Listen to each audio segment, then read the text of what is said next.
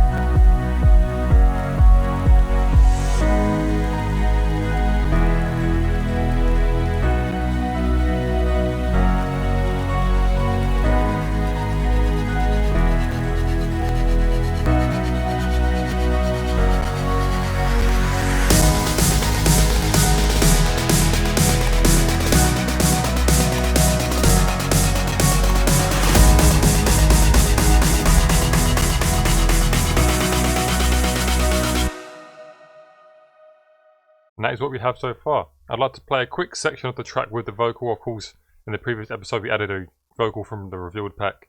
So I'm going to quickly play through what it is I've added. There's something in us that keeps us going on. There's something out there that tries to take us on.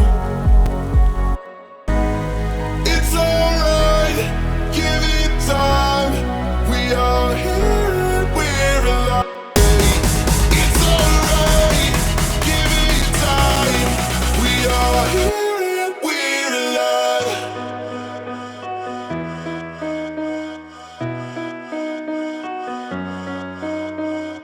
I added the piano there just to give you a small representation of what it would sound like. I really like this melody, it fits perfectly. The first thing I want to do before we move on is that in this section here of the vocals, I'm going to quickly create a unit so I can chop it out. You see this section here, basically just a side chained tone from the vocal, and then we have a nice 4-bar loop. Yes, so then we have a 4-bar loop of this.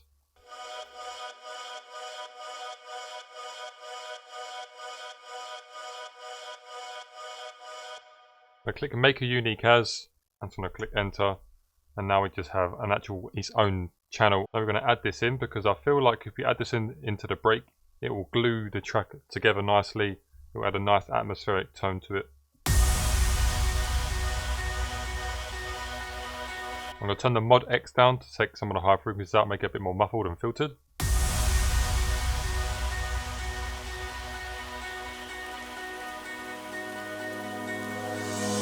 There's something in us that keeps us going on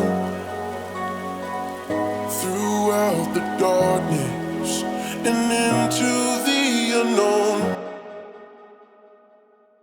Sounding really good. So the first thing I want to do in this episode is add some impacts. So especially in this section here, we're going to need some sort of transitional impacts to transition from out of the kick into this emotional section.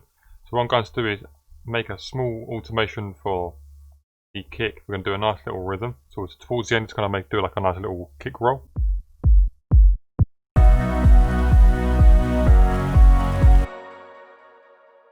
Like that. And we're going to go into the mixer channel we put it in. This is 33. We're going to add a fab filter simple on. Right click, create automation clip, and we're going to do a small low cut.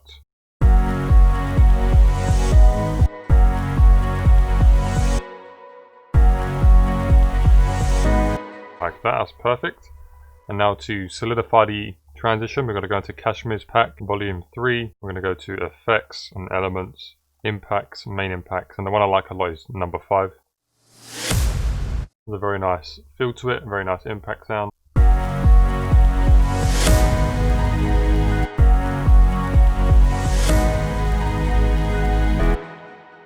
And another thing I'd like to add is a crash with a nice delay on it. So in the Nicky Romero pack, I think there is one, so we're going to go into that.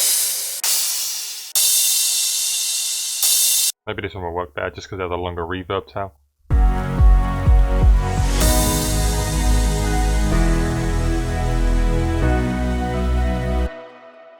That is the main thing I wanted to add, was just the impact, the transitional effect. We're going to create multiple low end, or multiple low cuts, sorry. We're going to do one on the master. We're going to add a Fab Filter Simplon. Same what we've done before, just to make an automation clip. I like having my master automation clips at the top of the project, just so I know it affects the whole track.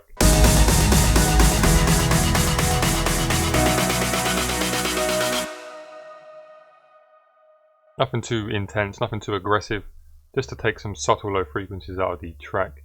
And then we're going to do a separate one for the individual elements, especially the Reese bass. We're going to solo that and turn this on and see how much of effect it has. Yeah, we're going to do another one on the Reese bass.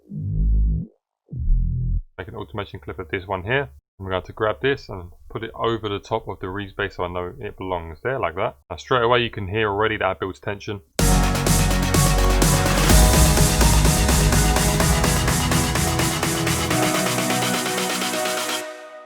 A lot better already. Another thing we want to do is on the piano straight away. The piano is very, very mid to bottom heavy in the frequency spectrum.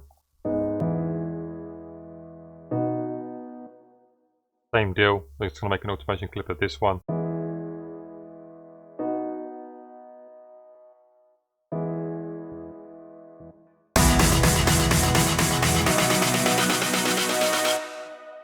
Perfect.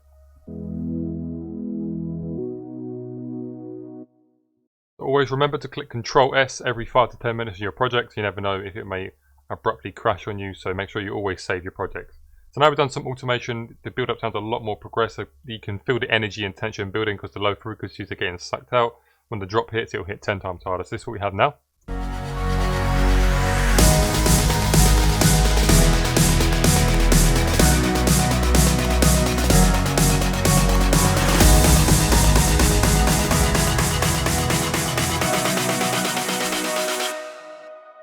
And alongside the vocal.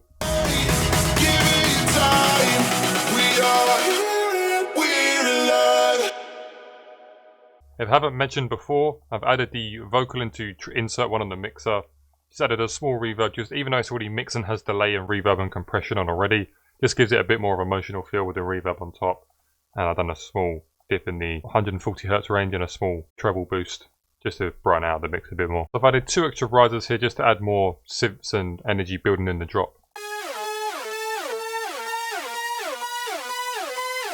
That's number 1 and this is number 2.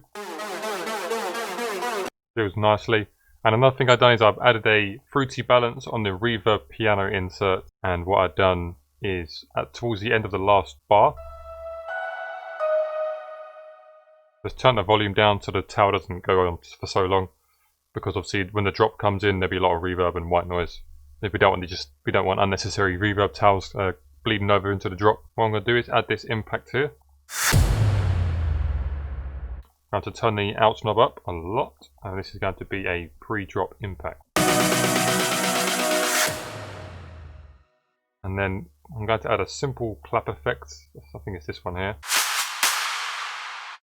That one right there. We're going to put this in. I'm not sure if it's stretched to tempo or anything. I'm going to quickly fit to tempo and just type in 128. There we go, now it's stretched. Make sure you always reset the pitch. Stretching changes the pitch of stuff.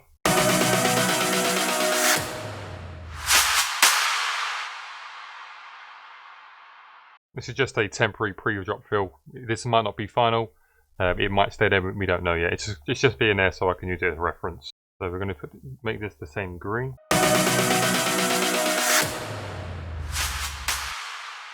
I'm going to turn the out knob up on this just to get rid of some of that reverb tail.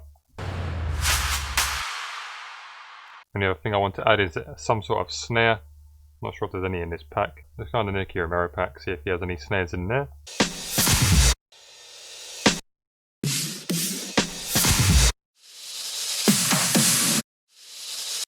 this section here.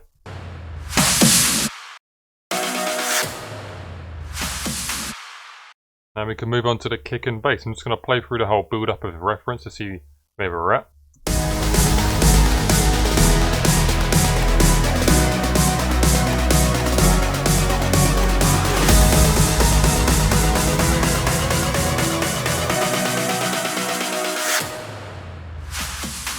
Perfect. The only thing I'm going to do is make sure this comes down quicker.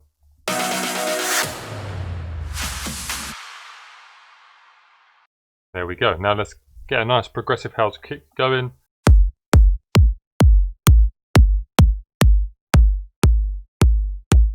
I've decided to go with Kick 10 from the Charlie Den's Stellar Sounds Volume 2. A very, very nice pack for a progressive house, so we'll go with this kick.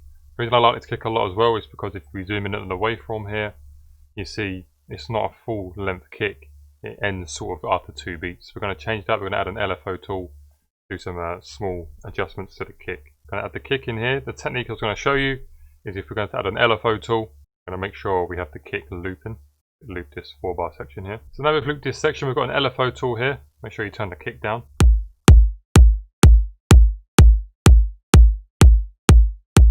Make it hit at -3 dB.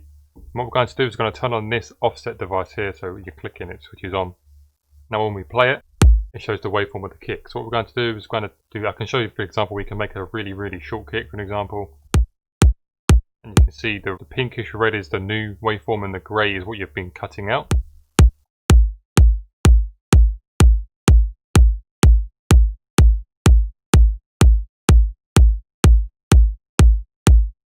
So for the first 2 beats of that bar, we have a kick, and then this second half will be silent. This is good for the kick and bass sidechain. We'll get the kick and bass perfect. The bass will fade in around this bar, then the sub will be hitting on this section here on the second half. It'll be a very, very nice clean kick and bass relationship. And yeah, that's a good technique for kicks if you didn't know that already.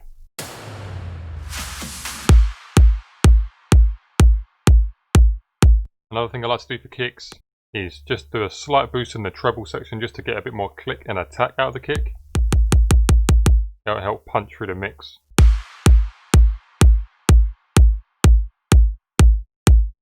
And that's sounding very clean. We're just going to have a kick at the moment, and then we're going to add a bass now. We're going to add a simple sub bass. The sub bass I like to use is from Silent for One. The preset is called Martin Garrix Sub. It is just essentially a sine wave, it's nothing major. I believe this Martin Garrix Sail Bank, I believe it's from Ultrasonic Martin Garrix Essentials Volume 1. I'm going to turn the release down. It's essentially just, it's a saw wave with a filter on it. Nothing too crazy. But the reason I like this is I've made a mix chain. I'll show you what it is in a second. The mix sub I have Progressive House Mix Bass 2020. So what it is a EQ cutting off the high frequencies, then a fruity fat disc boosting up a bit, then the glitch 2 for a tape stop which I'm going to turn off. And that's just if I want to tape stop on the sub bass or not. Then another EQ cutting out very, very minute, like 25 Hz, a very, very low sub. And the higher frequencies again because the fruity fat disc creates another rumble. And of course the sidechain, you can use whatever sidechain you want. I'm going to switch to the sub bass chain and turn it down to around 90%, around 95 will do, just to give it a bit more release. And then what we're going to do is go into the reed bass, copy the MIDI information, go to the drop bass pattern, paste it in.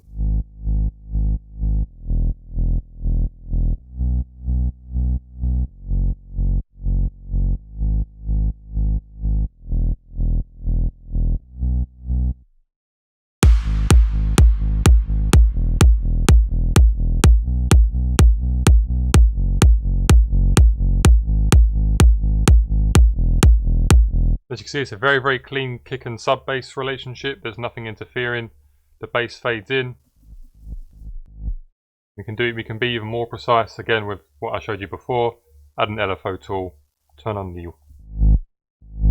Now we can make a sidechain, like a line, a sidechain curve, which is inversely parallel to the kick. So you could just do something like that.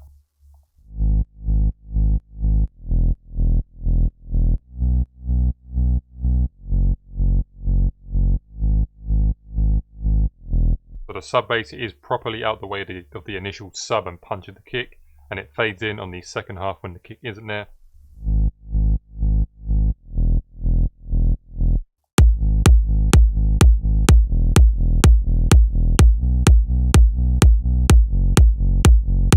Now, as this episode is quite long already, I don't want to spend too long doing the basses. I'm going to get some basic bass layers going, and then I'm going to end the video, and then in episode 5, I'm going to mix the bass and we can work on the bass and then add the chords in and stuff like that. But we're going to get some basic bass layers going, wobble bass, rolling bass. Very nice. And of course, we're going to copy and paste the MIDI information.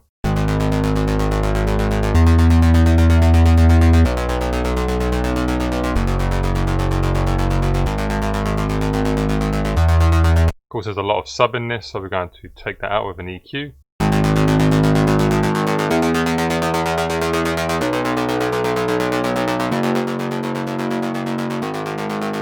And we're going to add 3 more in there. We're going to make this a actual group. We're going to right click this bass group, and then we're going to link all the basses except the sub bass. I like mixing my sub bass on its own. We're going to add all these basses into this thing, so we might as well do it now. Right click, route to this track only. So now all these basses will be linked, so we can use the same sidechain. And of course, we're going to do the same thing with the LFO tool. This is going to fade up a little quicker.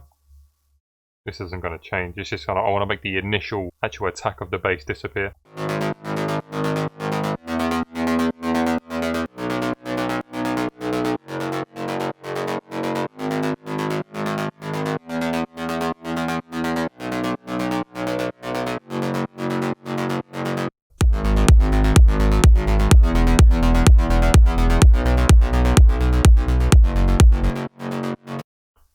I'm going to do a bit more EQing on this bass. This is strictly a rolling bass, so we don't want any low, mid-low frequencies in this. This is just the top end of the bass. This is what makes you hear it on phone speakers and earphones. And then one thing I like to do is add a flanger or a phaser. I think it's a phaser. We'll try both, see what a flanger does. It's a flanger. I like having a fruity flanger, it just gives it a bit more character to the bass.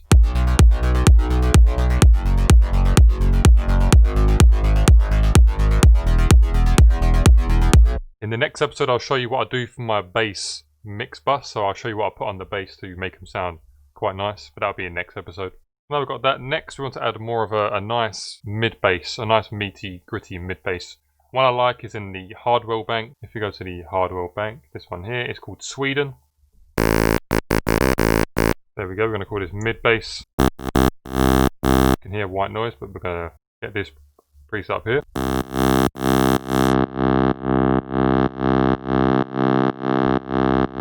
This will glue the rolling bass and the mid bass together, and that'll glue it very nicely with the sub.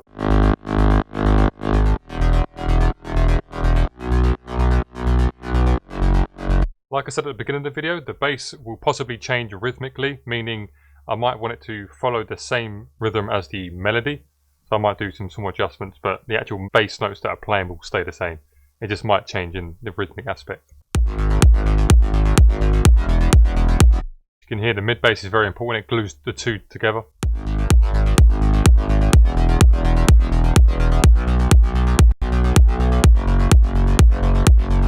Now we're going to go into the Charlie Den's Sample Pack Volume 2 bank. And we're going to get sort of a squarish wave bass. There we go, and this is going to be more of a harmonics layer.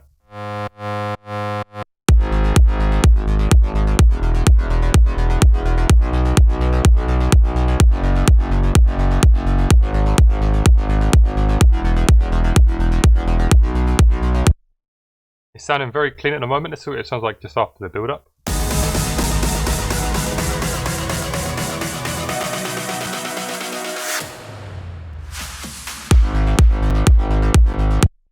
It's sounding very good. Just like I'd like to mention, there's no processing on the bus. It will sound a lot better than this in next episode. Don't worry about that.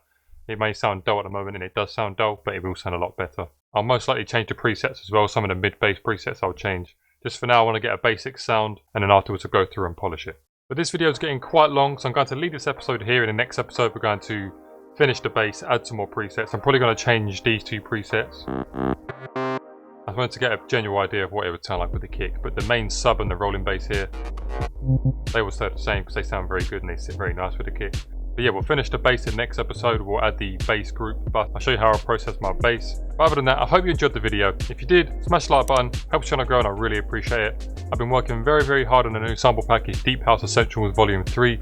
So for my Deep House fans out there looking for a new sample pack, it's coming very soon. This is a very, very powerful tool to make Deep House tracks. I'll share more on that very, very soon. I've also decided to continue my deep voice tutorial. I'm going to turn that into a little big room song, get the FLP out for free. But other than that, I hope you enjoyed the video. Stay safe, produce music, and I'll speak to you all very, very soon. Take care.